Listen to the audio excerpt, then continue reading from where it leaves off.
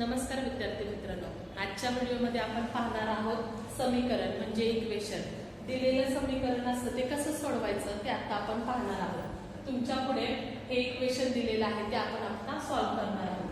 कंसाच्या बाहेरच्या संख्येने कंसाच्या आतल्या संख्येला गुणायचं असतं. म्हणून 5 गुणिले x 5x 5 त्रिक 15 बरोबर 2 आणि x ला गुणायचं 2x अधिक 2 सक 12. गुणून झाल्यानंतर समान पद जी असतात ती आपल्याला जवळ घ्यायची असतात. म्हणजे x आणि x काय करायचं जवळ घ्यायचं. 5x आता 2x इकडे जाणार म्हटल्यानंतर हे अधिक आहे इकडे गेल्यावर वजा होणार. नंतर दोन्ही संख्या एकत्र करायचे. हे 12 आहे तसेच 15 हे वजा आहे तिकडे गेल्यावर अधिक 15 होतं. 5x मधून 2x गेले 3x उरले आणि या दोघांची बेरीज झाली 5 6 7 27. मग आता 3 इथं गुणिले तिकडे गेल्यावर भागिले होतात.